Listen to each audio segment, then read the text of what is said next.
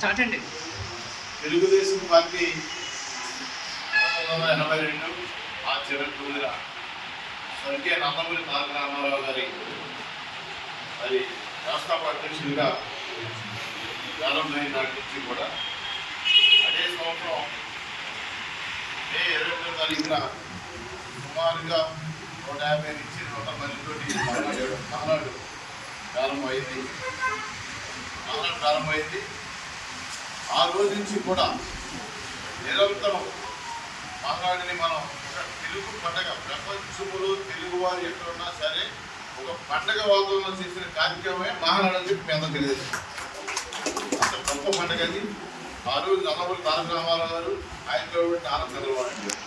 తర్వాత రోజుల్లో 1995 సెప్టెంబర్ 1వ తారీఖున నారా చంద్రబాబు నాయుడు ముఖ్యమంత్రిగా, మరి పార్టీ అధ్యక్షులైన నుంచి కూడా చంద్రబాబు నాయుడు గారు ఈ కార్యక్రమాన్ని నిర్వహించి వస్తున్నారు. తర్వాత 2014 నుంచి కూడా చంద్రబాబు నాయుడు గారు, నారా లోకేష్ బాబు జాతీయ ప్రధాన కార్యదర్శి హోదాలో లోకేష్ బాబు గారు ఈ కార్యక్రమాన్ని నిర్వర్తిస్తూ వస్తున్నారు. ఈ 27, 28, 29 అనేది ఎప్పుడు కూడా మన అధికారం ఉన్నా లేకపోయినా ప్రతిపక్షం ఉన్నా సరే ఈ పండుగ చాలా దిగ్విజయంగా చేస్తాం. ఎందుకంటే తెలుగుదేశం పార్టీ అధికారం కోసం పెట్టింది కాదు, ప్రజా సేవ కోసం, తెలుగువారి ఆత్మ గౌరవం కోసం పెట్టిన పార్టీ అనేది సందర్భంగా తెలియదు. అటువంటి పార్టీ ఇప్పుడు 2024 మీరు అందరూ తెలుసు. 2019 నుంచి 24 మధ్య మనం 1989, 94లో భయంగా ప్రతిపక్షంగా ఉన్నాం. 2004 నుంచి 14 వరకు ప్రతిపక్షంగా ఉన్నాం. ఆ రెండు ప్రతిపక్షాలకి అలాగే 2019 నుంచి 24 ఉన్న ప్రతిపక్షాలకి చాలా తేడా ఉంది. అప్పుడు నేషనల్ పార్టీ, కాంగ్రెస్ పార్టీ పోరాటం, అది సిద్ధాంతపరమైన పోరాటాలు ఉంటాయి నేషనల్ పార్టీ. కానీ 2019 నుంచి 24 వరకు పోరాటాలు అంటే వ్యక్తిగత పోరాటం అయిపోయింది. ఒక ఈ సంఘంలో గౌరవప్రతిష్ఠ లేని మనిషి, ఎక్కడ కూడా ప్రజలంటే తెలియని మనిషి, అంబేద్కర్ రాజ్యం అంటే తెలియని మనిషి, ఈ రాష్ట్ర భవిష్యత్తు కోసం తెలియని మనిషి ముఖ్యమంత్రి, ఒక యాక్సిడెంట్గా ముఖ్యమంత్రి అయ్యాడు. అతను నిరంతరం చంద్రబాబు నాయుడు గారిని, తెలుగుదేశం పార్టీ కార్యకర్తలని, ఆయనే కాకుండా ఆయన కింద శాసనసభ్యులు కానీ ఆ పార్టీ నాయకులు కానీ వేధిస్తూ మనల్ని ఎన్ని ఇబ్బందులు పెట్టారు, అన్ని ఇబ్బందులు పెట్టారు. దాన్ని పోరాడి నిలబడిన 2019 నుంచి 24 వరకు ఎవరైతే నాయకులు ఉన్నారో, కార్యకర్తలు ఉన్నారో వాళ్ళ జీవితాంతం తెలుగుదేశం పార్టీలో ఉండాలని సందర్భం తెలియజేస్తున్నాం. రాష్ట్రం కోసం మనం 2024కి 10 రోజులు, 15 రోజులు ముందు, 4 ముందు అధికారం ఏర్పడిపోతుందని చెప్పి తెలిసి వచ్చిన నాయకులు కానీ ఇప్పుడు కొత్తగా వచ్చిన నాయకుల్ని కొంతమంది మనవాళ్ళు కానీ బయటోడు కానీ వాళ్ళు ఎంకరేజ్ చేస్తారు.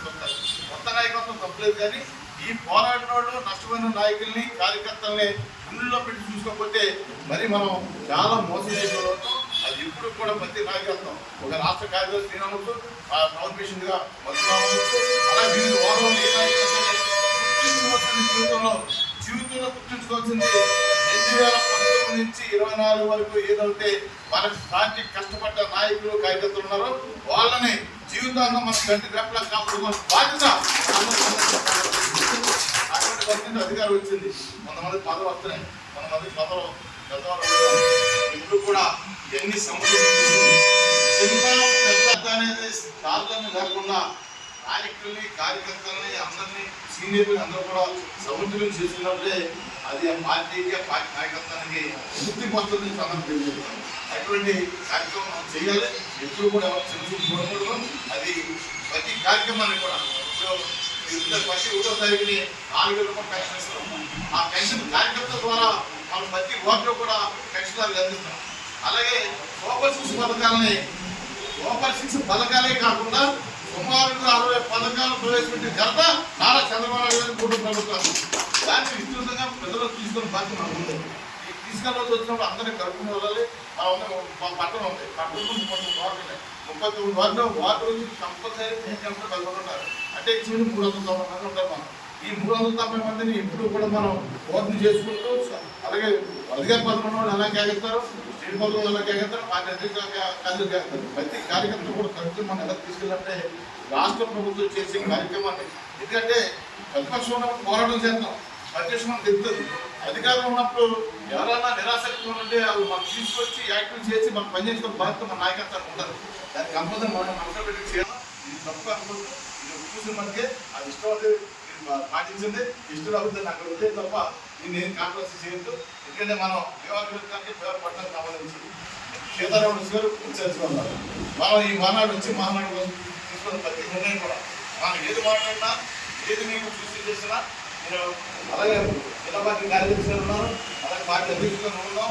ఇంట్లో దీన్ని ఆ దృష్టిలోకి తీసుకెళ్ళాలి. అది ఫైనల్గా మేడం గారు మళ్ళీ ఒక కమిటీ చేసి అందులో కూర్చోబెట్టి ఈ 11 క్లస్టర్ ప్రజలు ఎందుకంటే రాష్ట్ర కార్యదర్శిగా రాష్ట్ర కమిటీ నారా చంద్రబాబు జాతీయ అధ్యక్షులుగా నారా లోకేష్ బాబు గారు అలాగే పల్లా శ్రీనివాస్ గారు నిన్న టెలికాన్ఫరెన్స్ పెట్టి ఒక కార్యక్రమం తీసుకున్నారు.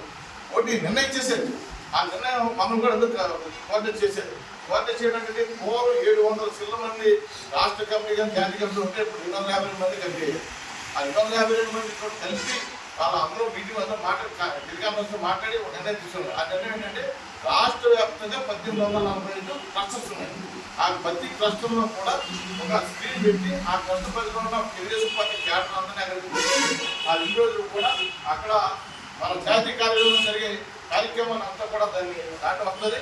ఆ దాన్ని వీక్షిస్తూ మన పార్టీ భవిష్యత్తుని ఎవరు తీసుకెళ్ళాలని చెప్పేసి నిర్ణయించడం జరిగింది. దానిలో ఏదైనా చేర్చుకుంటుంటే రాష్ట్ర పార్టీ తీసుకోవాలి తప్ప నియోజకవర్గ కాదు. మన పెట్టకపోవడం మనం తీసుకుని నిర్ణయం కాదు.